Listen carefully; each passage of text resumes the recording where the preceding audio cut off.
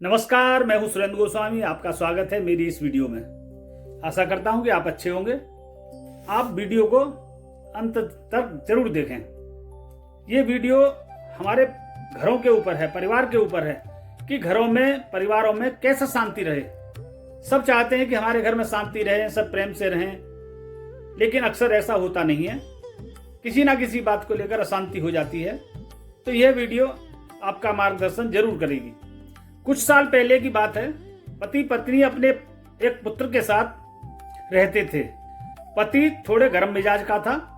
छोटी छोटी बातों पर उसका पारा चढ़ जाता था और वह झगड़ा करता रहता था। पत्नी अपने पति के व्यवहार से हर वक्त डरी सहमी रहती थी। बेटा भी डर के मारे अपने पापा के पास नहीं जाता था। गांव के बाहरी छोर पर सन्यासियों का एक आश्रम था। पति जब भी किसी बात पर गुस्सा होता तो अपनी पत्नी को धमकी देते हुए कहता, अब मैं सब छोड़कर साधु बन जाऊंगा।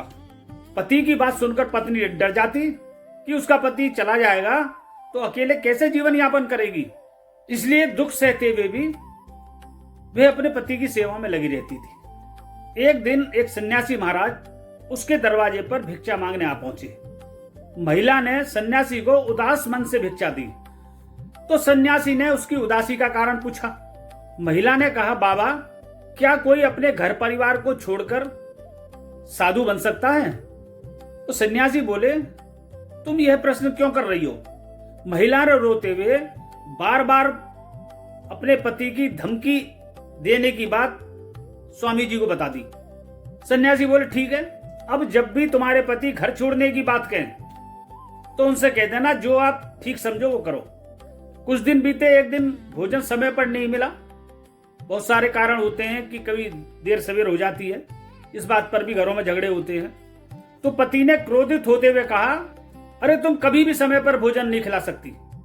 कोई एक बार दो बार कोई गलती हो जाती है ना, तो आदमी हर बार के लिए उसे ही बोलता है, अरे तुम तो ऐसा ही करते हो, ऐसा ही करती हो, बहुत हो चुका, अब मैं तुम्हें छोड़कर चला जाऊंगा, तो रहना अकेली और संभालना बच्चे को।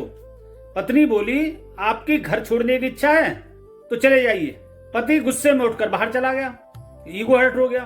घूमते घूमते वह साधुओं के आश्रम में पहुंच गया। आश्रम के जो मठाधीश थे उन्होंने उसकी बड़ी आवभगत की। फिर उसे फटे पुराने कपड़े पहनने को दिए, जो अब तक घर पे अच्छे कपड़े पहन रहा था, और एक भिक्षा की झोली उसे सौंपकर अपने पीछे पीछे चलने को कहा। वह साधु के पीछे पीछे चलता रहा। कई गांवों में घूमने के बाद कुछ बासी अन्न भिक्षा में प्राप्त करके वे लोग वापस आश्रम पहुंचे। भिक्षा में मिली रोटियां बहुत टाइट थी, कड़ी थी, क्योंकि पता नहीं कब की बनी हुई थी, और दाल खराब हो चुकी थी। ऐसा खाना देखकर उस नए साधु ने सन्यासी से पूछा, यह क्या है? सन्यासी ने भोजन करते हुए उससे कहा, जो मिलता है ना उसे हम पकवान समझकर खाते हैं और भगवान का ध्यान करते हैं। यही साधु की दिनचर्या होती है। रूखा सूखा खाएगा, ठंडा पानी पी। यह सब देखकर उस आदमी को अपनी भूल का एहसास हुआ। उसने मन में सोचा, अपने घर में पका पकाया ताजा भोजन मिलता था, जो हम बिना भाग दौड़ किए ही भरपेट भोजन करते थे। साधु का जीवन जीना तो बहुत मुश्किल है, बहुत कठिन है। वह दूसरे दिन ही अपने घर चला गया। स्वामी जी, ये लो अपने वस्त्र, ये लो झोली, ये लो कमंडल, हमें क्षमा करो, हम चले अपने घर। तो भाई, गृहस्थ आश्रम से बड़ा कोई आश्रम नहीं है। घर में रह करके, परिवार के बीच रह करके भी भगवान का भजन किया जा सकता है, ध्यान किया जा सकता है, दान पुण्य किया जा सकता है। अपनी जिम्मेदारी छोड़ करके साधु बनना भी ठीक नहीं है।